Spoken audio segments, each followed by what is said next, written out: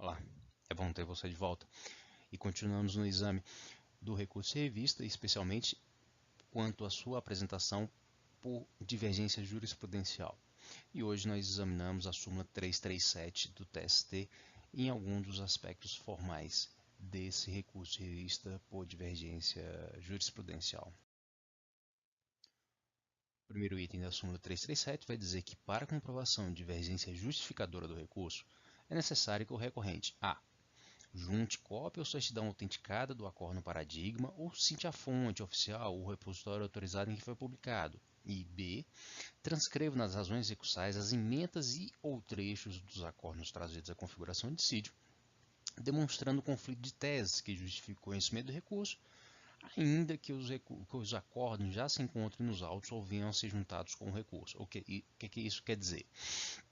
Inicialmente, o primeiro elemento é identificar que essa cópia autenticada pode ser autenticada pelo próprio advogado não precisa ser o advogado em nome da parte, mas o próprio advogado conforme autoriza o artigo 830 da CLT. Então, o primeiro passo é juntada dessa cópia ou a indicação da fonte oficial em que foi publicado e ainda o repositório autorizado, que por vezes são periódicos que se encontram no mercado ou mesmo na internet. O outro elemento é fazer essa transcrição das emendas ou dos trechos do acórdão que caracterizariam o dissídio jurisprudencial. E essa, de fato, é a previsão contida atualmente no parágrafo 8º do artigo 869 da CLT. Então, são duas obrigações. A primeira é de demonstrar, vamos dizer assim, a oficialidade desse acórdão ou a autenticidade desse acórdão paradigma no qual se justifica a divergência jurisprudencial. E o outro aspecto material seria a demonstração efetiva de que aquele acórdão considerado paradigma traz esse real dissídio.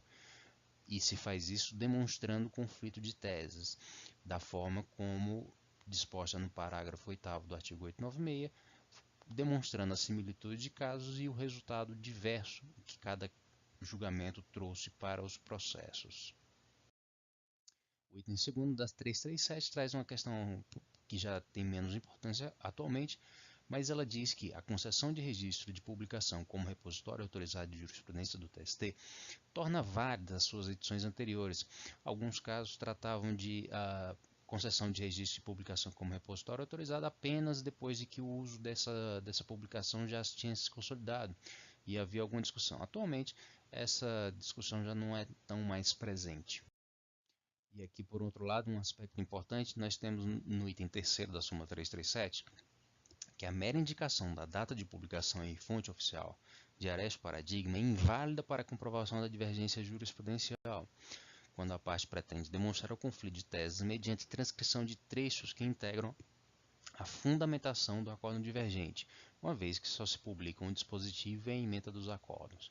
O que é que isso quer dizer? É que se a divergência já pudesse ser demonstrável pela transcrição na ementa do acórdão considerado divergente, vai ser necessária apenas a indicação da fonte de publicação e da data de publicação. Por outro lado, se essa divergência só for possível ser demonstrada a partir da transcrição de trechos da fundamentação, haverá necessidade de que se traga cópia desse acórdão dito divergente, ou seja, desse acórdão de onde se transcreveu esse trecho da fundamentação. O item 4º da súmula 337 diz que é válida para a comprovação de divergência jurisprudencial justificadora do recurso a indicação de aresto extraído de repositório oficial da internet, desde que transcreva o trecho divergente, aponte o sítio de onde foi extraído, decline o número do processo, o órgão prolator do acórdão e da data da respectiva publicação no DEJT.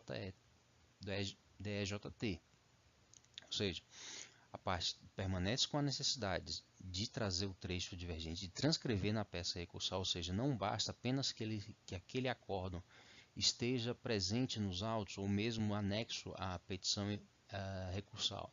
É necessário que no curso da peça recursal haja transcrição do trecho em que se caracterizaria essa divergência.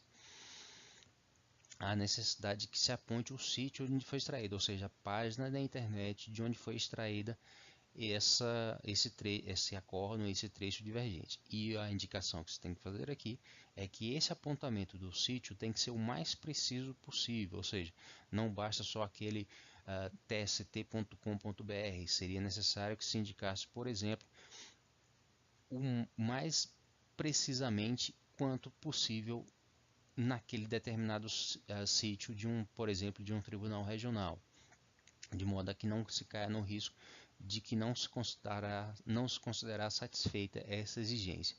E outro aspecto que é peculiar a todas as modalidades de comprovação de divergência jurisprudencial é essa necessidade de indicação do número do órgão prolator, que deve se referir seja a tribunal regional, seja a indicação de turma do órgão fracionário ou do pleno daquele tribunal, e a data da respectiva publicação no Diário Eletrônico da Justiça do Trabalho. É importante destacar que vem prevalecendo o entendimento que não só a data, mas também a indicação que essa publicação se deu em Diário Eletrônico da Justiça do Trabalho. Pode parecer excessiva, mas a jurisprudência que se firmou é essa: há necessidade de indicação de que essa publicação foi no Diário da Justiça. Um outro destaque que você tem que fazer é quando for apontar o sítio de onde se extraiu, é comum observar em algumas peças que as partes utilizam não o endereço na internet, mas o endereço na sua máquina pessoal.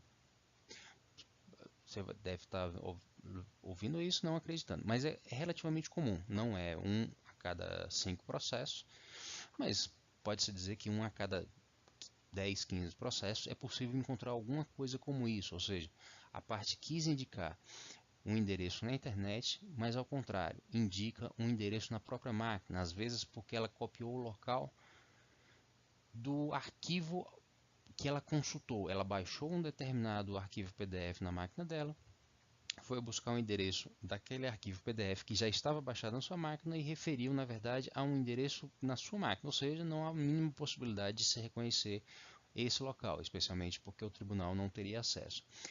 Como um exemplo para comparação, quando se pega o link no site do TST com a indicação mais precisa do inteiro teor de um processo, o link completo seria isso. Ou seja, esse endereço que corresponde ao sistema próprio do tribunal, no qual se encontram as decisões, e aqui a identificação do processo individualmente considerado. Aqui só um exemplo, não é tão importante. O importante é que quando houver a cópia dessa indicação, desse endereço na peça recursal, é importante que sempre se confira se essa cópia não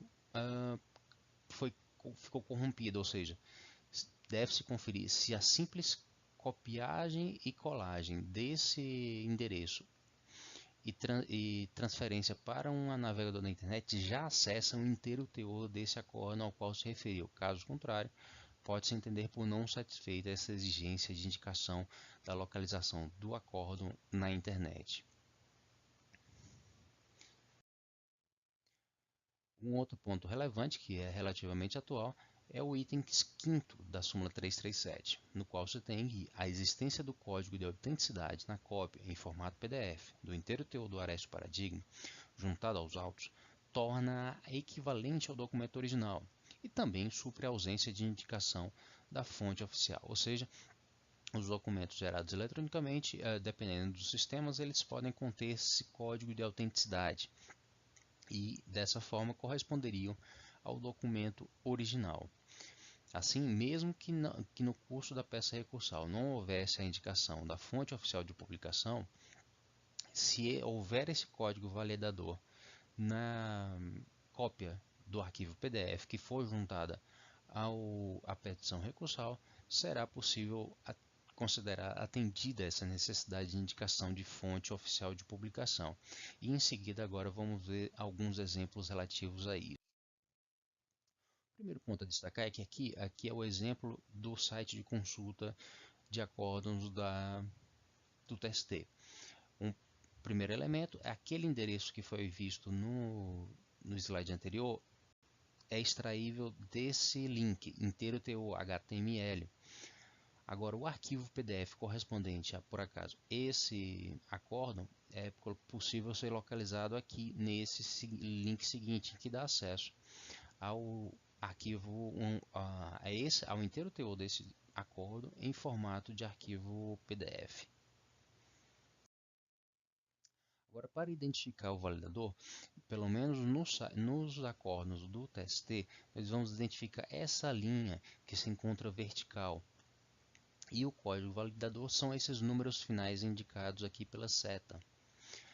Deve-se tomar atenção que essa simples indicação constante ao final dos documentos, que simplesmente indicam, tanto no TST como em alguns tribunais, que remetem à simples indicação de que esse determinado documento foi assinado digitalmente, não corresponde ao elemento validador.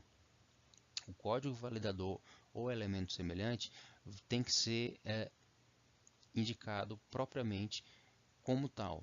Essa mera indicação de assinatura eletrônica não é semelhante a esse código validador. Aqui, essa afirmação de que o documento foi assinado digitalmente está referindo simplesmente a isso. Esse código validador seria como que um código de autenticação, ou seja, de que esse documento que foi assinado eletronicamente corresponde àquele que consta nos sistemas do tribunal.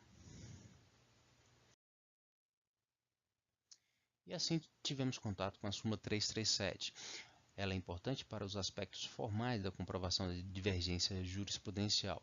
Em vídeos subsequentes, nós vamos ver alguns aspectos mais práticos, com alguns exemplos acerca dessa demonstração mais efetiva da divergência jurisprudencial no seu aspecto formal. E também vamos ter a oportunidade para examinar a demonstração prática da divergência jurisprudencial com o exame de alguns casos.